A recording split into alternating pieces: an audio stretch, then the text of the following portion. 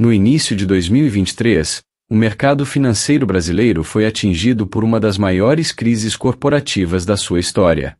A Americanas S.A., uma das varejistas mais tradicionais do país, anunciou a existência de inconsistências contábeis que ultrapassavam 20 bilhões de reais.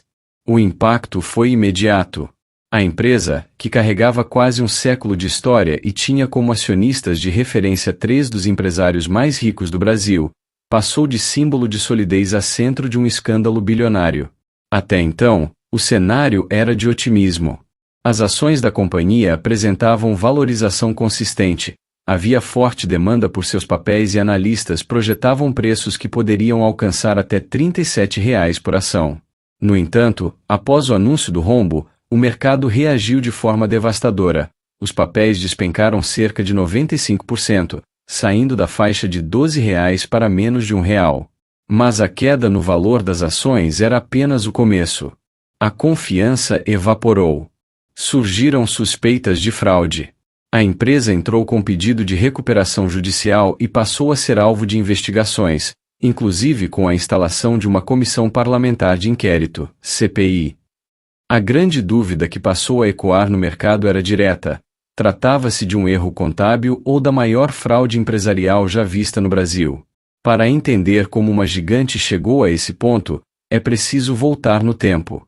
A história da Americanas começou em 1929, quando os norte-americanos John Lee, Glenn Mattson, James Marshall e Batson Borger decidiram abrir uma loja no modelo Five and Ten Cities, popular nos Estados Unidos. Durante a viagem à América do Sul, foram convencidos a conhecer o Rio de Janeiro. Ao perceberem que havia uma grande parcela da população composta por funcionários públicos e militares com renda estável, porém limitada, enxergaram uma oportunidade. A primeira unidade foi inaugurada em Niterói com o slogan Nada além de R$ 2.000. O crescimento foi rápido. Em poucos anos, a rede se expandiu, abriu capital em 1940 e consolidou-se como uma das principais varejistas do país. Em 1982, o Grupo Garantia, liderado por Jorge Paulo Lema, Marcel Teles e Carlos Alberto Sicupira, assumiu o controle da companhia, marcando uma nova fase de profissionalização e expansão. Nos anos 1990, a empresa deu passos estratégicos importantes, como a joint venture com o Walmart em 1994 e, em 1999, tornou-se pioneira no comércio eletrônico brasileiro com a Americanas.com. Posteriormente, vieram aquisições relevantes, como Shoptime e Submarino, que culminaram na criação da B2W, consolidando sua força no ambiente digital. Em 2021, B2W e Lojas Americanas se fundiram, formando a Americanas S.A. Naquele momento, a empresa era a quarta maior varejista do Brasil e vivia seu auge. Mas os bastidores contavam outra história. Em setembro de 2022, após 3 décadas na companhia, o então CEO Miguel Gutierrez deixou o cargo. Em 1º de janeiro de 2023, Sérgio Rial assumiu a presidência. Apenas 11 dias depois, ele renunciou e revelou a existência de inconsistências contábeis bilionárias ligadas principalmente a operações conhecidas como risco sacado.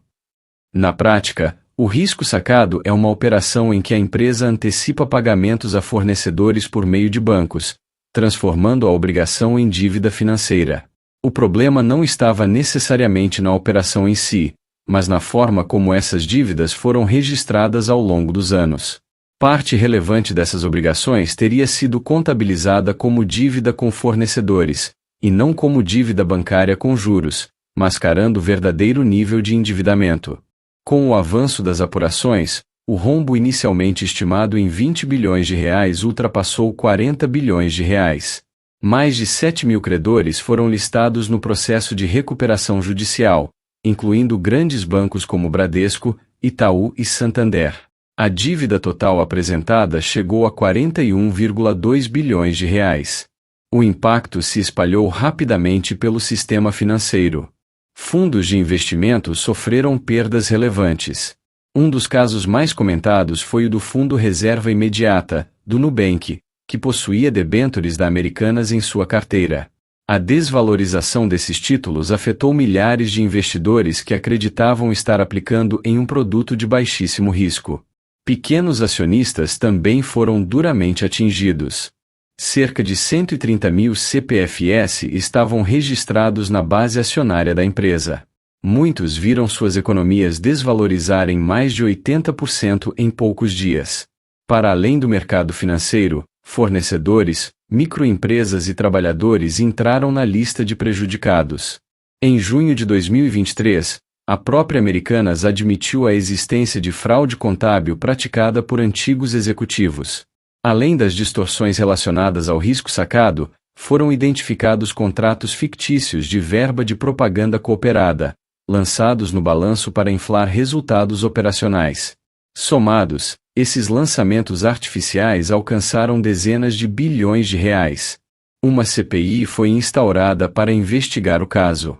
Apesar de indícios claros de manipulação contábil, o relatório final não apontou culpados formais. A distinção ficou clara: aproximadamente 40 bilhões de reais correspondiam à dívida total em recuperação judicial, enquanto cerca de 20 bilhões de reais eram atribuídos diretamente à fraude. Enquanto as investigações avançavam, a empresa negociava sua sobrevivência. Um acordo firmado previu a injeção de 24 bilhões de reais, sendo metade aportada pelos acionistas de referência e metade convertida em ações pelos bancos credores. Parte significativa da dívida foi transformada em participação acionária. Mas quem pagou, de fato, essa conta? Funcionários, fornecedores e pequenas empresas enfrentaram consequências severas. Milhões de reais em créditos trabalhistas e dívidas com micro e pequenas empresas ficaram comprometidos. Para muitos negócios, a inadimplência da varejista representava parcela significativa do faturamento. Algumas empresas reduziram produção, demitiram funcionários ou encerraram atividades. O impacto macroeconômico também gerou preocupação. A Americanas recolhia bilhões em impostos anualmente e fazia parte de uma extensa cadeia de consumo que alcança milhões de brasileiros. Havia receio de que sua quebra provocasse efeito dominó no setor varejista. A crise também afetou a reputação de seus acionistas de referência, que possuem participação em gigantes globais como a B&B, Burger King e Kraft Heinz. A insegurança se espalhou pelo mercado, elevando o custo de crédito para outras empresas do setor. No fim de 2023, sob nova gestão, a companhia apresentou um plano estratégico até 2025. A proposta, chamada de Nova Americanas, prevê redução do endividamento, foco na integração entre lojas físicas e digital, o chamado modelo Figital, otimização de custos e fortalecimento da AME Digital como ferramenta de fidelização e serviços financeiros. A meta é voltar a gerar caixa de forma consistente e reconstruir a credibilidade perdida. No entanto, recuperar reputação pode ser mais difícil do que recuperar números.